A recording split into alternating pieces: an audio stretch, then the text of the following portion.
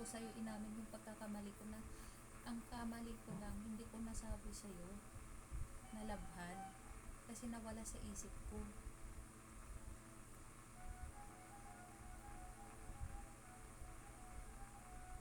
Bakit kasi ganyan? Ang truck, sabi na kunin mo yung mga gamit sa trunk ng car.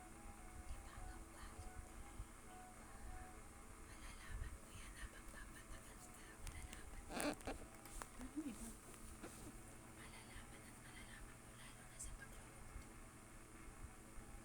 Di paano naman sasarap yung luto mo kung ang ititimpla mo lang asin at saka patis?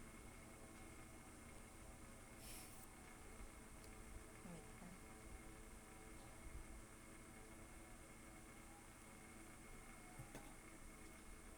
Ayaw na ng magic syrup, ayaw na ng bitsin, ayaw na ng no cubes. Paano sasarap yung luto mo? Lord, oh my God. Oh. Basahin mo yan dyan kay Jen. Yan lang. Yan. Tignan mo dyan.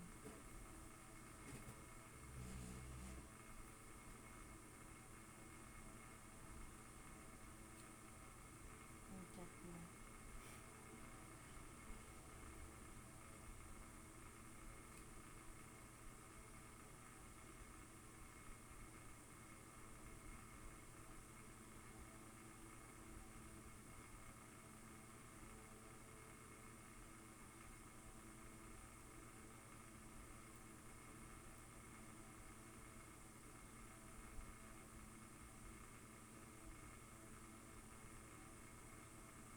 Ano ba to? Sino Maki? Yung driver na tinanggal nila. Diba si Jane umalis na? Sinunod nilang tinanggal. Kasi nga, alam lahat ni Kuya Maki Ano? yung pinaggagawa nila sa mga katulong nila.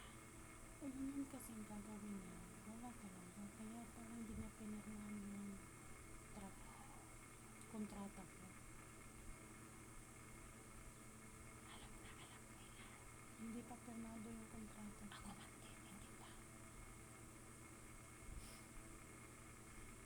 Kaya nga sabi ko sa'yo, wag na. At least kung hindi pirmado, pwede ka lang, okay ka lang na mag-ano. O, di. Paano mo? Ewan ko nga hindi na pirma. Kasi kung kanang parati na every Monday, ay every breakfast wala tayo. Tapos minsan wala tayong kape. Patay tayo. O diba? Ngayon pa lang nalalaman ko na. Magkakausap tayo yan. Dan, may papakita ko pa sa'yo.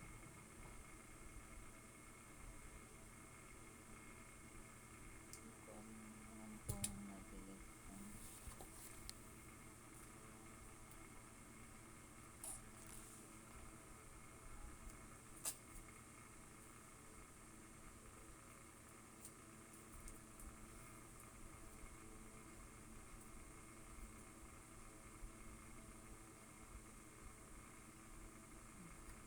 Yan mismo. Yung chat niya. Eh paano yan hindi na pirmado yung kontrata? Mas maganda nga yun. Kasi maganda doon. Ayan, yan yung chat niya. Ha? Saan dito? Yan chat niya. Kasi nga po, ate, wala ka po kasama dyan. Pero pag may kasama ka na, balik ka na yan ulit. Sa pagluto. Sino ba to? Yan yung tomboy. Na di naman sinasira ko po. Huh? Di naman sa sinisira ko po. Si Ma'am eh. Sino ba to? Si Jen nga, yan yung sabi ko sa'yo na umalis siyang laging nagagalit. Mismo nga driver din nagsasabi ate. Kaya sabi ko po nagtanong sila ano pinagdamutan ba kayo ng pagkain. Sabi ko, di naman.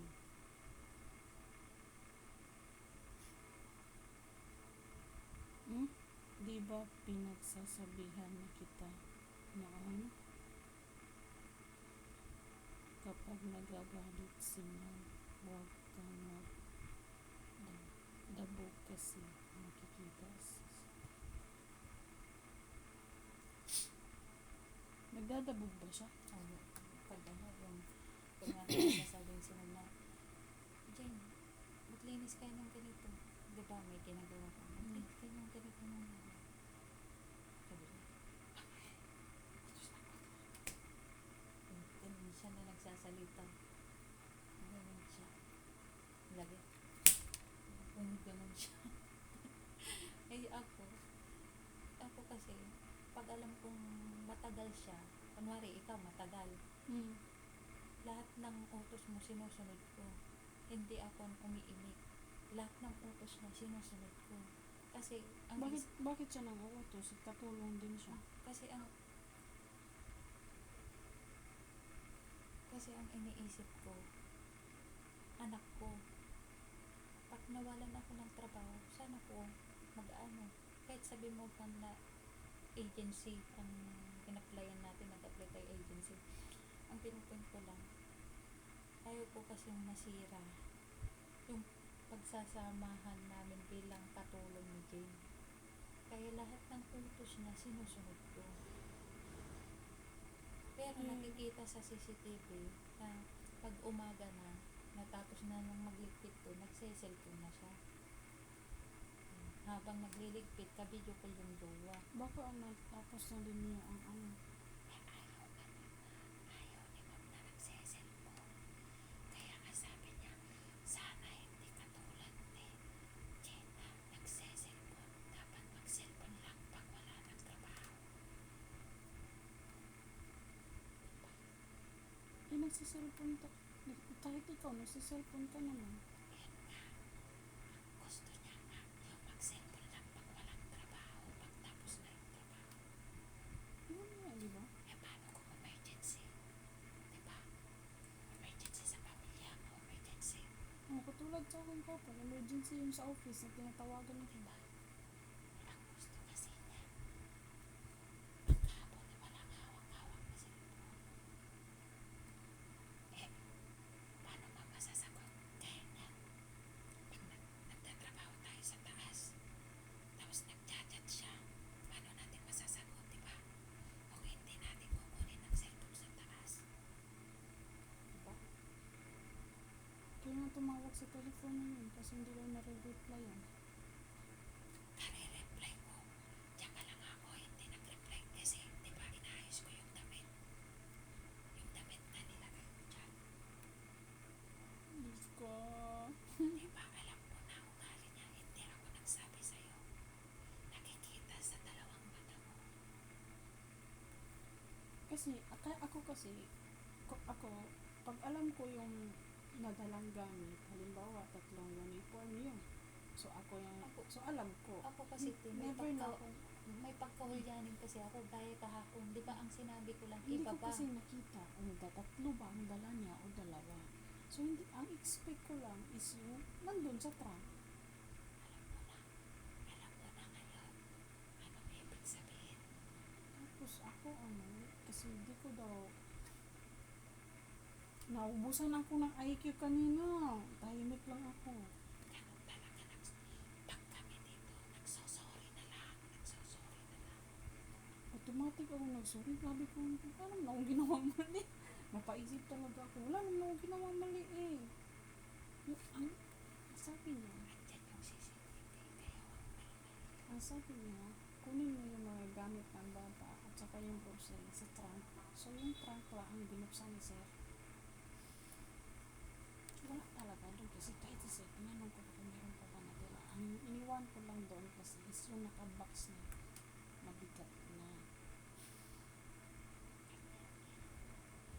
Hindi sabi ko, tignan mo sa working closet niya. Kaya nga sabi ko sa'yo, yung nangyayari dito, kung ano yung nandito sa loob ng kwarto natin, huwag mong itanong sa kanya. At kung ano yung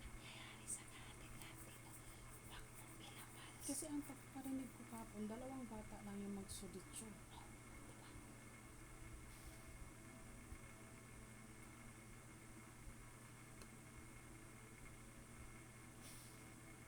Yung uniform na. Di ba ginawa na natin yung mga damit doon? Hmm. O ano ginawa natin? Di ba inayos ko? Inayos natin. Apat na uniform. Isang PE.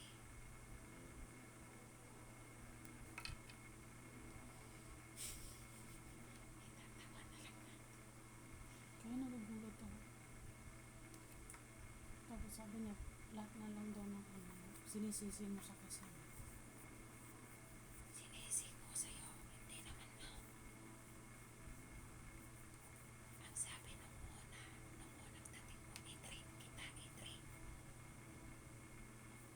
Sabi niya, pagbago pa lang, pwede mong utusan. O di ba bago ka pa lang? Pero pag alam mo may isang buwan na, hindi mo na kailangan utusan kasi alam na niya yun.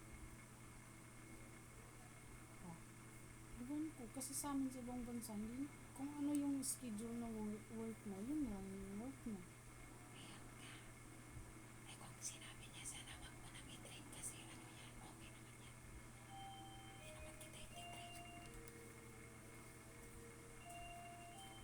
Hindi yung train, inutusan mo ako araw-araw.